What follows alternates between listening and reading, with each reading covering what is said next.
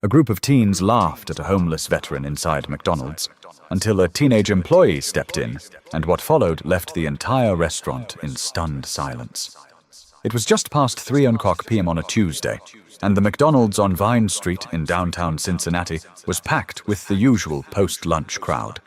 Office workers tapping on laptops, high schoolers cutting class, an elderly couple sharing fries. Nobody really looked at anyone else. That's just how it goes when you're trying to mind your business. Near the window, hunched over a small table with a half-empty cup of black coffee and a crumpled brown paper bag, sat Raymond Ellaby. 62 years old, face weathered, skin rough from too many nights outdoors. His jacket still carried the faint color of military green, but it was sun-faded and torn at the seams. His boots looked older than most of the people inside the restaurant. He didn't talk, didn't make eye contact, just sat there quietly, fingers clutching the coffee like it was all he had left to hold on to. 3 teenagers came in loud, laughing, shoving each other in that way kids do when they think everyone wants to see them. One had a phone in his hand, recording nothing in particular. They were probably no older than 16. They placed their order, then sat 2 booths behind Raymond. It started as whispers. "Yo, you see that guy? The dude by the window? Man looks like a walking trash bag." Raymond didn't move, but his shoulders seemed to drop a little lower. Then one of the boys said it louder, so everyone around could hear. "Yo, somebody call animal control. There's a raccoon eating ketchup packets over here." The laughter that followed was sharp, mean, and loud enough to slice through the restaurant's background chatter. Nobody said anything.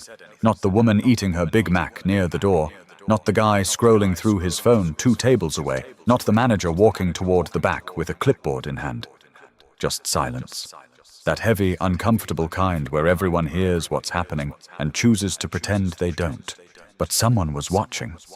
At a corner booth near the soda machine, wearing a faded maroon McDonald's uniform shirt with her name tag half hanging off, sat Jasmine Holloway. She was on her 15-minute break, earbuds in, scrolling through job listings on her cracked phone screen. She was trying to find a way out of this job, not get tangled in someone else's mess. But the sound of laughter, the ugly kind, caught her attention. She looked up, saw Raymond, saw the boys, paused her music, watched for a second, and then she sighed. She took one last sip of her Sprite, pushed the cup aside, and stood up. No announcement, no hero moment, just quiet resolve. She adjusted the back of her ponytail, pulled out one earbud, and walked toward Raymond's table like she was just another customer heading to refill her drink. The boys noticed her coming. One of them leaned back in his seat with a smirk. "What, you about to give your boyfriend some fries?" he snorted, nudging the boy next to him. Jasmine ignored him, walked straight to Raymond's table. She didn't ask for permission. She just sat down across from him. Raymond didn't look up, but his grip on the cup loosened just a little. "I'm Jasmine," she said softly, like she wasn't trying to be brave, just kind. "You okay, sir?" His mouth moved, like maybe he wanted to answer, but nothing came out. Behind them, one of the boys let out an exaggerated sigh. "Oh my God, is this a TikTok stunt or something?" Someone near the back looked up. A middle-aged man put down his phone. Another voice somewhere whispered, "What's she doing?" But Jasmine didn't flinch. She reached into her apron pocket and pulled out a fresh apple pie she hadn't touched. Slid it across the table toward Raymond. He finally lifted his eyes. They were tired, but still there, still watching. "You don't have to eat it," she said. "But I figured maybe you haven't had anything sweet today." The boys behind her laughed again, but there was hesitation now. Like they weren't sure if this was still funny. Like the crowd around them was starting to shift. But what happened next wasn't about the boys anymore. It was about the man by the window and the girl who decided to sit beside him. The boy with the phone, tall and lanky with a red hoodie and braces, lifted his arm and started recording. Not discreetly. He made sure everyone around him saw it. "Ayo, this is crazy," he said, chuckling. "Look at this. McRescue 101. His friends laughed. But it was forced now, nervous even. People were starting to pay attention. Jasmine didn't say a word to them. She stayed focused on Raymond, who still hadn't touched the apple pie. His eyes dropped back to the table. He looked embarrassed, not just by the boys, but by the attention, the looks, the way people shifted in their seats without saying anything. But Jasmine wasn't looking for a moment to go viral. She was looking for a way to give the man his dignity back. Then came a voice from behind her, loud and sharp, laced with amusement and mockery. "Yo, for real though, why are you sitting with him like that? You his sponsor now or something?" Jasmine turned her head, slow and calm. "I'm just being a decent human being," she said. "Y'all should try it sometime." The boy with the phone kept it pointed at her, grinning wide.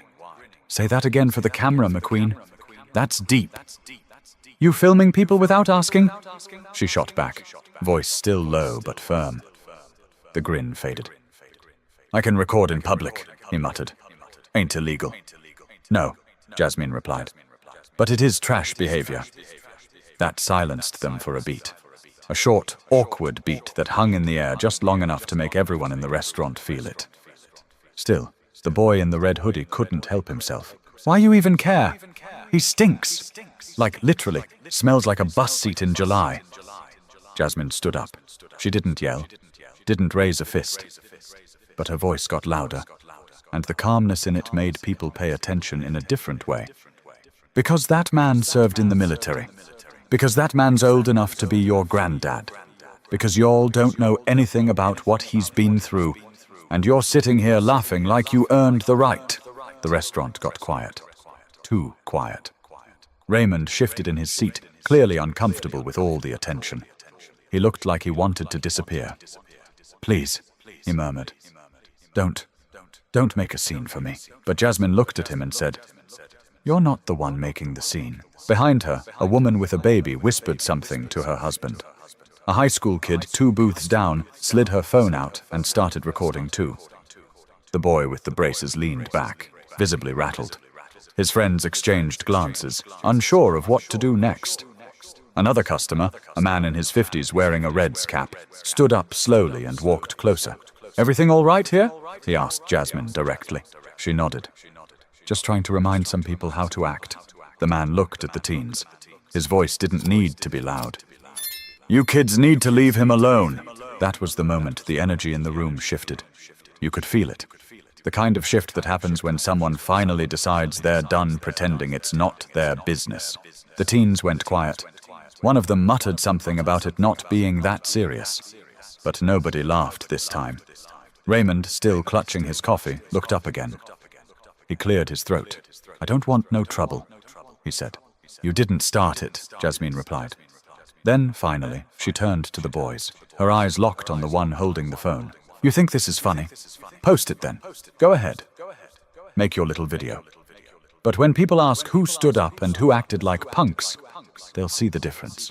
The boy lowered his phone. Nobody said anything. Even the fries stopped crunching. But then, something happened that no one expected. Not Raymond, not Jasmine, not even the quiet man in the Reds cap. Just when the silence in the restaurant had started to settle, like dust after a storm, the kid in the black beanie, the one who hadn't said much, leaned forward with a smug grin. "You homeless 'cause you're lazy or just dumb?" The words hit harder than anything before.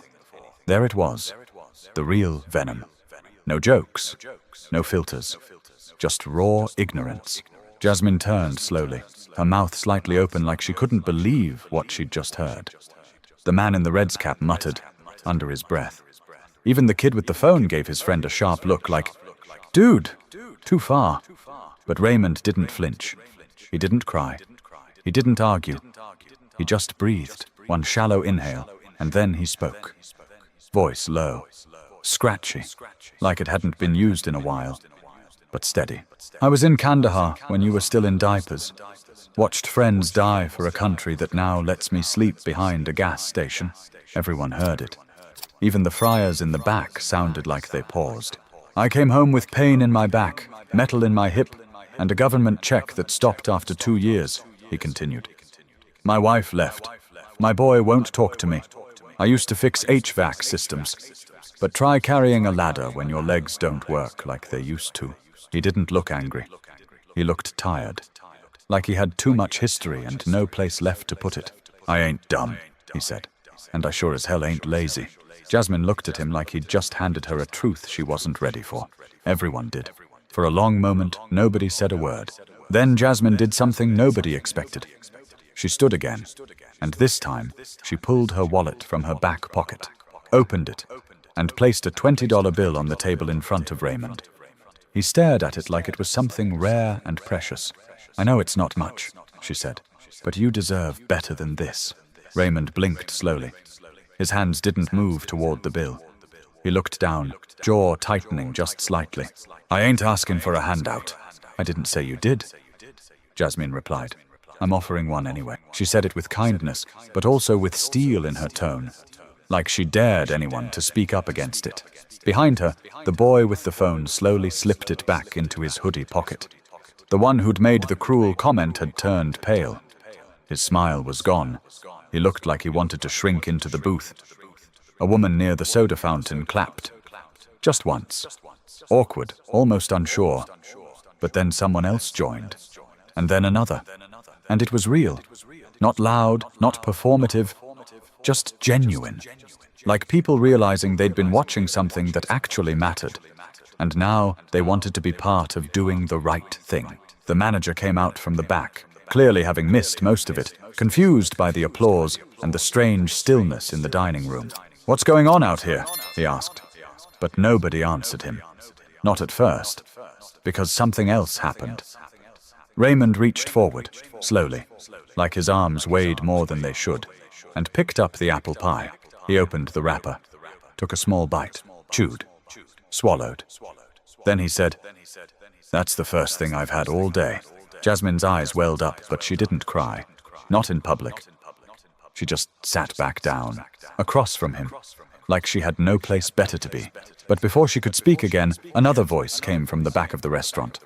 And it was one that changed everything.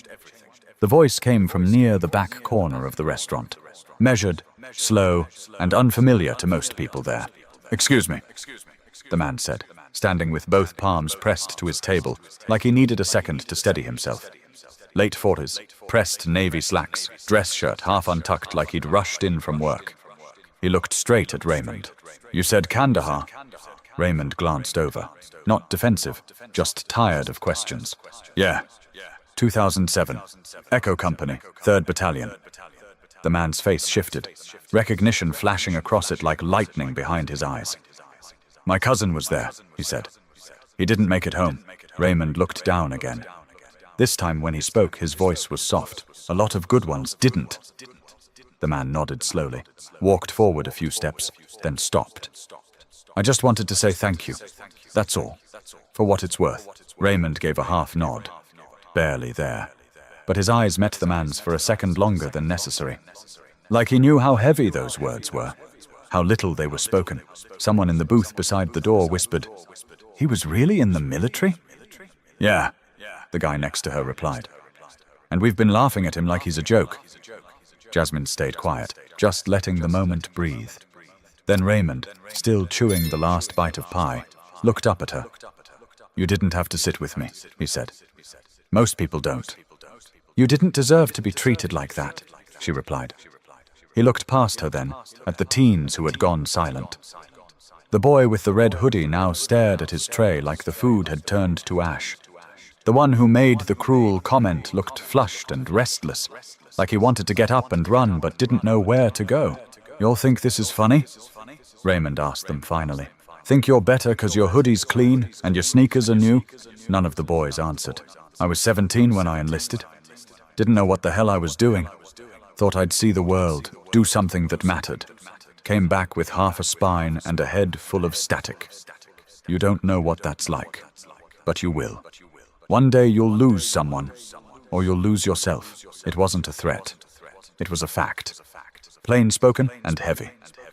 He paused, then said, "I pray when that day comes, somebody's there for you, like she was for me." Jasmine shifted in her seat.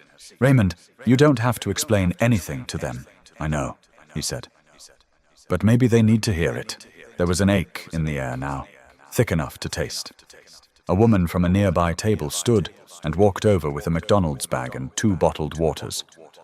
"I don't mean to intrude," she said softly, placing the items on Raymond's table. "But I got some extra sandwiches. Figured you might like one for later."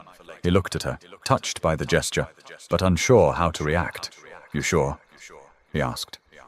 She smiled gently. "I'm sure." And just like that, something cracked open in the room. The mood shifted, not from discomfort, but from shame to compassion. Even the manager, who still looked unsure of what exactly had gone down, walked over and said, "Sir, we don't normally do this, but if you'd like a hot meal, it's on us today." Raymond looked overwhelmed for the first time. Not by cruelty, but by kindness. He cleared his throat, wiped at his eyes with the back of one hand. "I ain't cried in public since my mama passed," he muttered. Jasmine smiled, but it didn't come easy. It came from a place of heartbreak. "Sometimes you're allowed to," she said.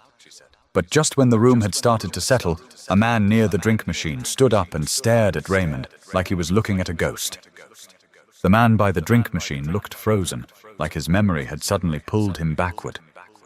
"Wait a minute," he said slowly, pointing slightly as he walked toward Raymond. "Your name's Ellaby?" Raymond looked up, startled. "Yeah, Raymond Ellaby. You used to live on Camden Avenue, right? About 20 years back?" Raymond studied him for a second, piecing the voice and face together.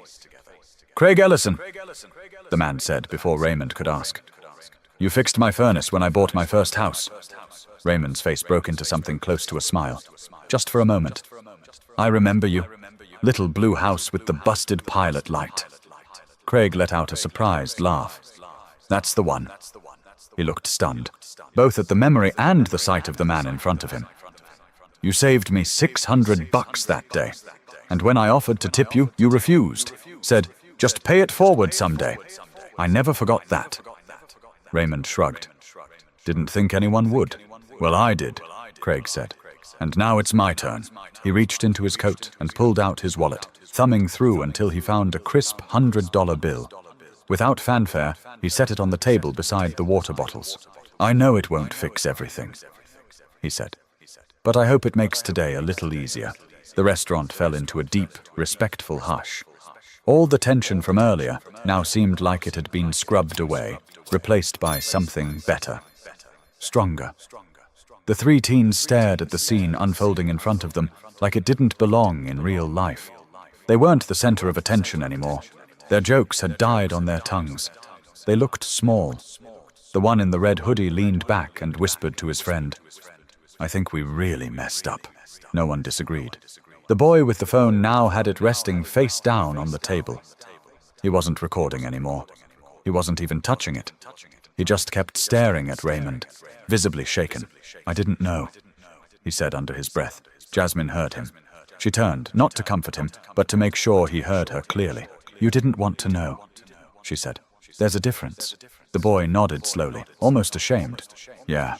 Another customer came forward.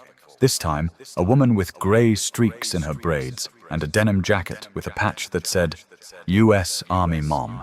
"My son was in Fallujah," she said gently. "He didn't make it home. I just want to thank you." Raymond blinked, silent, unsure how to respond. But she stepped forward and placed her hand lightly on his shoulder. Just for a moment, just enough, and it was in that stillness, surrounded by strangers who were no longer strangers, that something powerful happened. People started talking to one another, not yelling, not whispering, not staring at their phones, real conversations about service, about pain, about how close any of us are to losing everything and ending up in a place no one wants to look at. Raymond sat quietly through it all, overwhelmed. Jasmine leaned closer and whispered, "You good?"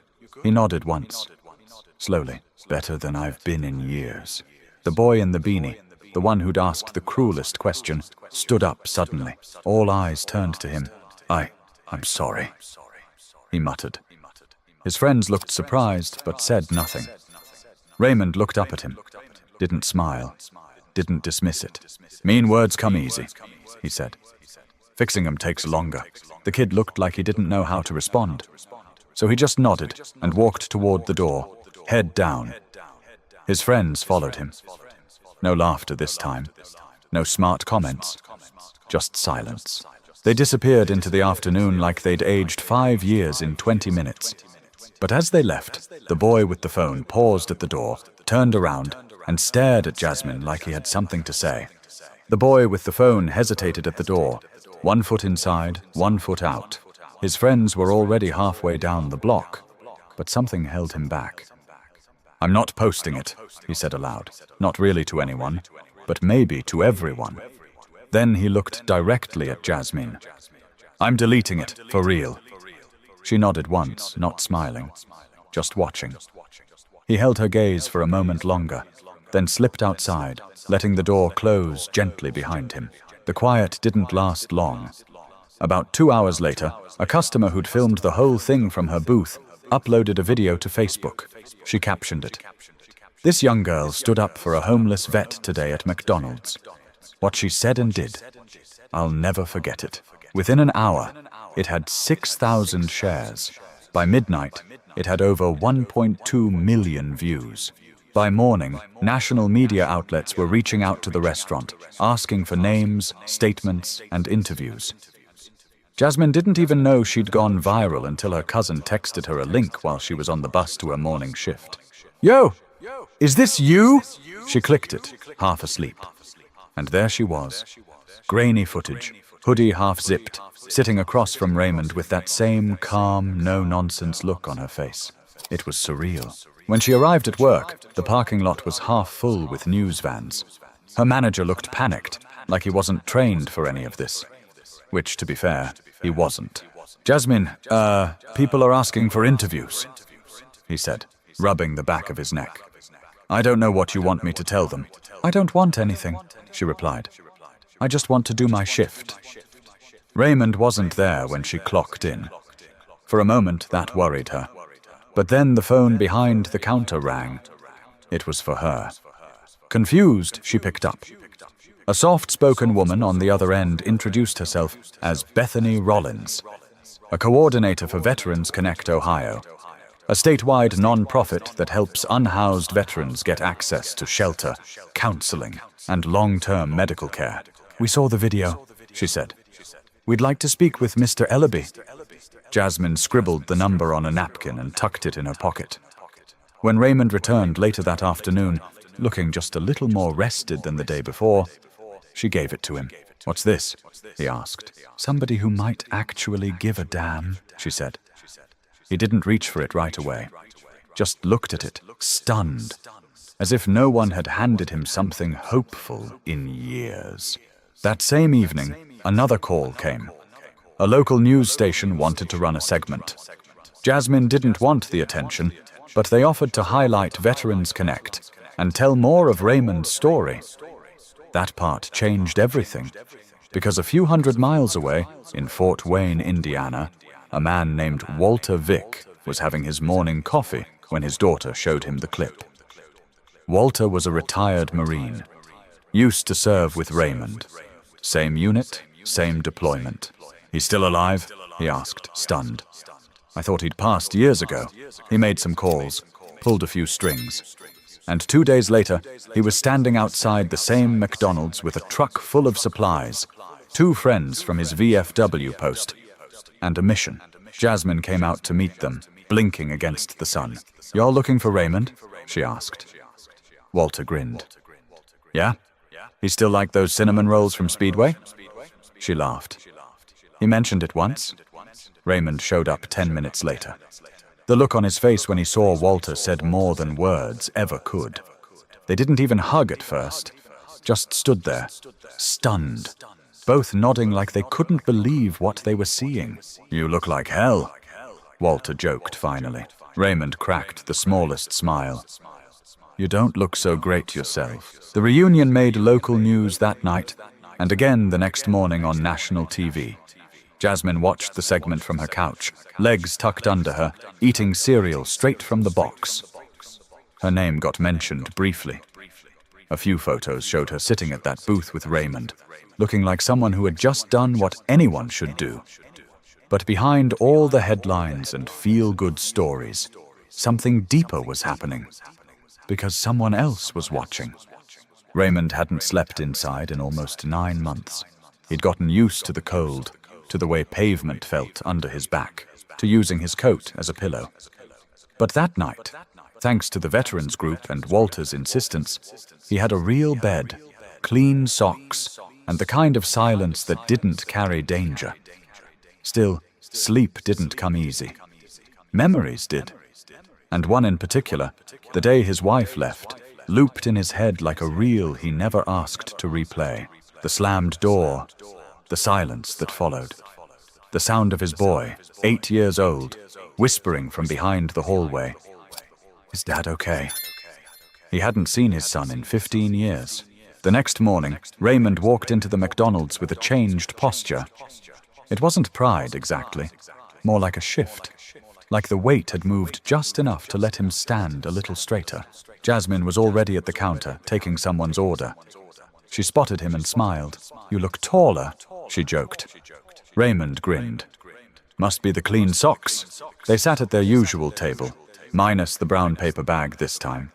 Just 2 bottled waters and a biscuit Walter had picked up on the way over. "You good?" she asked. "I'm better than I was." He paused.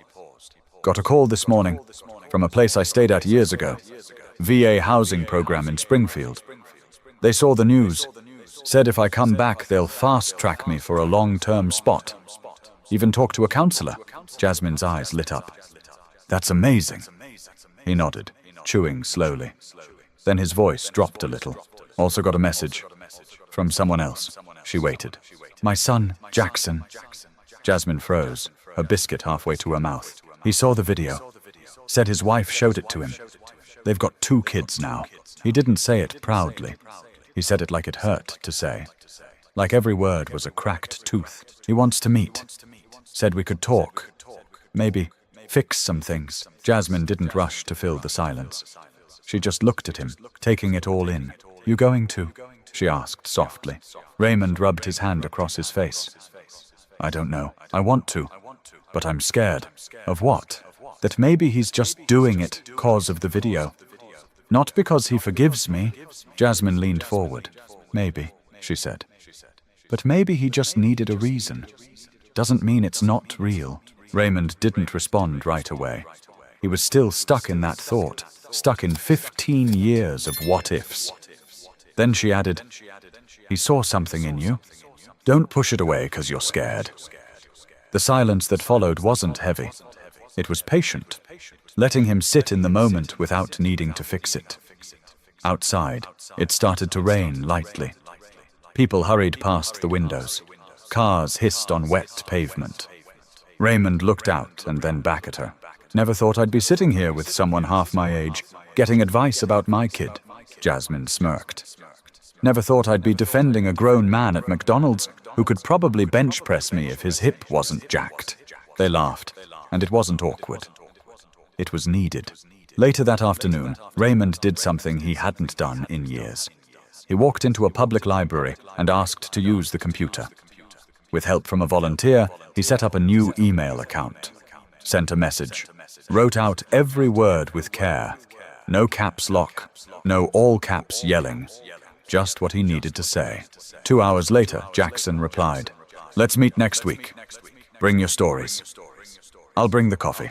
Raymond stared at the screen for a full 5 minutes. He didn't cry, not right away. But when he stepped outside into the drizzle, he sat down on the bench, head bowed, hands clasped, and let it come. The past hadn't vanished, but it had finally stopped chasing him. But while Raymond was reconnecting with his future, one of the teens from the restaurant was sitting on a curb downtown, trying to figure out how to fix what he'd done. 17-year-old Tyrell Gaines hadn't slept either. Since the moment he walked out of that McDonald's, something sat in his chest like a cinder block. Not guilt, exactly. Not at first. It was more like a heat he couldn't cool down, an awareness that he'd crossed a line he didn't even know was there until someone stood on the other side of it. At school the next day, it hit harder. Teachers looked at him differently. One of them, Mr. Lowen from Social Studies, asked to speak with him after class. Tyrell thought he was about to be suspended. Instead, Lowen said, "Saw the video?" Tyrell stared at the floor, waiting for a lecture, but all Lowen said was, "You've still got time to do better." No threats, no punishment, just a sentence that landed harder than any detention. Later in the hallway, another student muttered, "Real brave, clowning a vet," as he walked by. Tyrell wanted to argue, say he didn't mean it, say the others were worse, but none of it felt right. So he didn't say anything at all. By the end of the day, he'd made up his mind. He wasn't going to wait for this to fade. He had to fix it. That night, he went online, found the original Facebook video, and saw someone had tagged Jasmine Holloway in the comments. Her account was private, but she had a public link to the McDonald's where she worked. Tyrell didn't tell his friends, didn't post anything. He just showed up the next day after school, hands shoved deep in his hoodie, backpack slung low. He waited by the counter until her shift ended. Jasmine spotted him and paused, unsure. She didn't smile, didn't move toward him. He stepped forward, nervous but determined. "Can I talk to you?" She didn't answer right away, just looked at him like she was trying to figure out if he was serious. "Please," he added. She exhaled. "All right." They sat outside at a table near the drive-thru. It was loud, fryers hissing inside, cars rumbling past. But it felt private enough. Tyrell didn't waste time. "I was the one recording," he said. "I didn't post it, but I was still part of it. I wanted to say sorry." Jasmine looked at him, arms folded, expression unreadable. "I thought it was funny," he continued. "I thought he was just some dirty guy who'd done something wrong to end up like that. I didn't know he was a veteran." She cut him off. Would it matter if he wasn't? That stopped him cold. He looked down. "I guess not. Or, it should have mattered anyway." Silence. Then he said, "I've been thinking about it every day. I know saying sorry doesn't undo anything, but I mean it." Jasmine studied him, not with anger, just measuring. "Why are you really here?" she asked. He shrugged. "I don't know. Maybe because I didn't like who I was in that video." "That's a start," she said. They sat like that for a while, neither rushing the moment. Finally she asked, "You want to make it right?" He nodded quickly. "Yeah. Anything." "Good," she said. "There's a community event next week, for veterans. Raymond's gonna speak. I'm helping organize it. You show up. You help set up chairs. You pass out waters. You listen." Tyrell blinked. "Seriously?" "You said anything?" He paused, then nodded. "Yeah. I'll be there." She stood. "Then we're good for now. But don't show up for the cameras. Show up to show up." He stood too. "I will." He turned to leave, but then stopped. "Thanks for giving me a chance." Jasmine didn't say anything. She just gave a short nod. Not forgiveness, not approval, just enough. But while Tyrell walked away lighter than when he came in, Raymond was preparing to speak to a room full of strangers for the first time in decades. Uncertain of what he'd say, and even less sure of how it would be received. The American Legion Hall on Reading Road hadn't seen a crowd like this in years. Rows of metal folding chairs stretched from the front stage all the way to the back wall. Flags lined the sides of the room, some faded, some new. The tables near the entrance overflowed with boxed waters, cookies from local bakeries, and printed flyers about mental health resources for veterans.